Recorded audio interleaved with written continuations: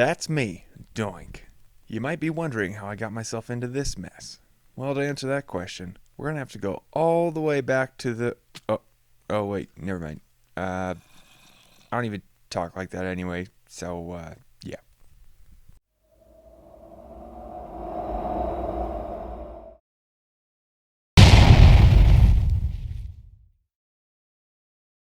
Boom!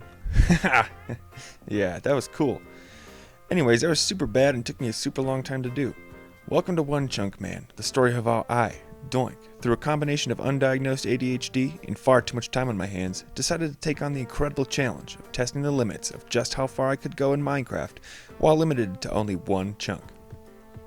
Actually, it's a 15 by 15 because I couldn't figure out how to center a world border on a 16 by 16 because it would cut some of the blocks in half, so I had to choose an odd number.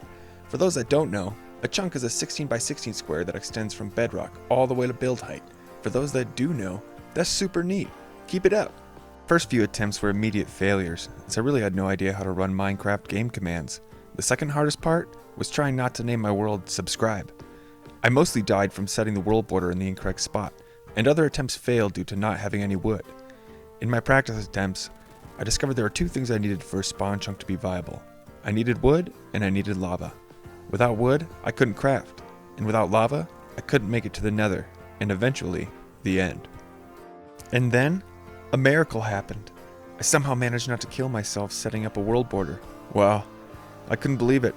There were chickens clucking in the background, a nice ocean breeze, plenty of trees. I could finally start playing the game. Before I got too far ahead of myself, I started mining a hole straight to bedrock in search of lava. Things were really looking up. But then, devastation. An entire cube-shaped hellhole full of death and destruction. I quickly found that in a one-chunk world border, all hostile mob spawns are drastically condensed. I had to think quickly, which is usually pretty hard for me. Unfortunately, I decided to do this.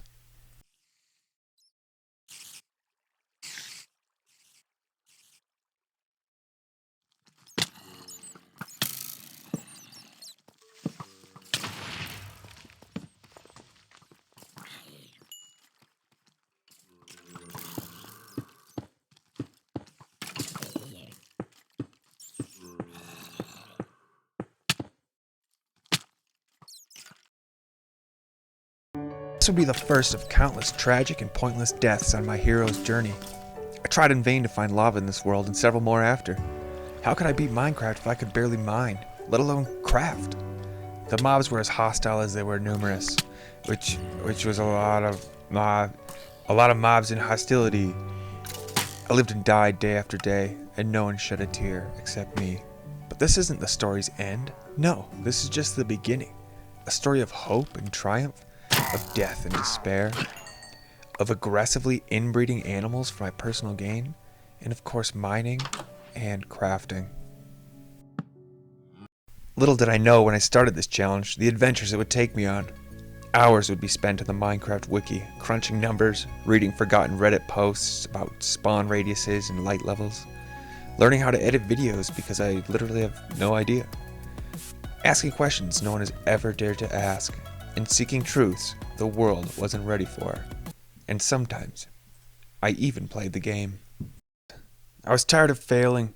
I was tired of dying. I was tired of constantly relocating saved videos to my iCloud because my potato-powered computer couldn't handle all the required disk space. I needed to find a home. I needed to begin my empire. What's this? A chunk with trees? A successfully placed 15 by 15 world border that didn't kill me instantly? I could hear cows. Maybe they'd wander into my chunk. No time to worry about all that until I find lava. But much like a bird stuck in a cage looking out at what it can't have, I felt like a bird stuck in a cage looking out at what it can't have. So what does a bird do best when it's stuck in a cage? It digs.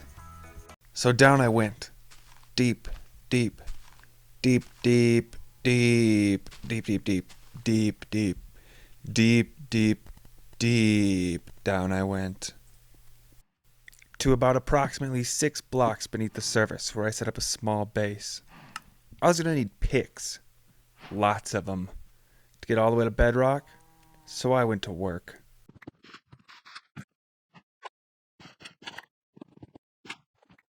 Dug until I hit water. A massive watery cave. Water wasn't necessary to survive in a chunk, but it would save me time filling up cauldrons with rain later. I was glad to have it. But I needed to tunnel through to bedrock. I needed to find lava. An experienced player would definitely know the best way to pass this. But I'm no experienced player. I am bad. I first began by placing the blocks. Then I proceeded to attempt to build a small enclosure with myself inside it to stop water from flowing in. Little did I know, I proverbially dug my own watery grave. There was only one thought going through my mind.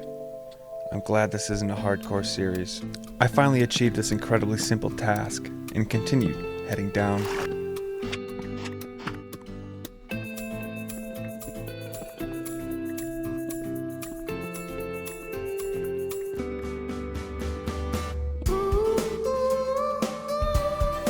And then I heard it, lava plopping.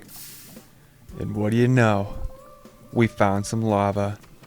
I wanted to see how much there was. It'd be nice if there's at least 10 blocks.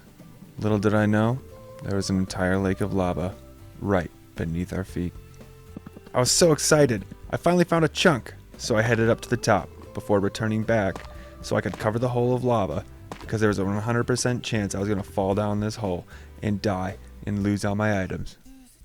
I got back to the surface, eager to finally begin my one chunk journey. But I couldn't be living in this tiny cave. No, I needed to make this house a home. I needed to make this chunk a chum. So I went to work, literally, in real life. I had to go to my job. I had mouths to feed, specifically only mine. Anyway, I got back from work, and then I went to work. I wanted to make the ugliest house possible. Luckily, all the items I had accrued so far in my dig to bedrock would be great for this. I really wanted something special to top off this ugly house. What symbolized me as a person? What did I relate to most in this world? Dirt. Yes. Dirt. Then, of course, I had to top it off with the ugliest tree in Minecraft. A birch. Then I jumped off the house, broke both my legs, and called it a day. Then, I began doing some exploring beneath my base. I found a pretty decent spot where I would begin building a rudimentary mob grinder. Surprisingly, I didn't even die. I even got my first kill. My first kill of thousands. Perhaps tens of thousands. With some super sick MLG clutch #gamer skills, I eliminated danger around every corner. And so ends Chapter 1 of One Chunk Man. From humble beginnings in a one chunk world, I had a lot of work ahead of me. But I was raised on RuneScape. The grind was the game. Tune in next week to see me make my ugly house even uglier. Watch me make some friends with the locals and have them abandon me, just like in real life. And finally, join me as I struggle to make one of Minecraft's easiest builds, a mob grinder.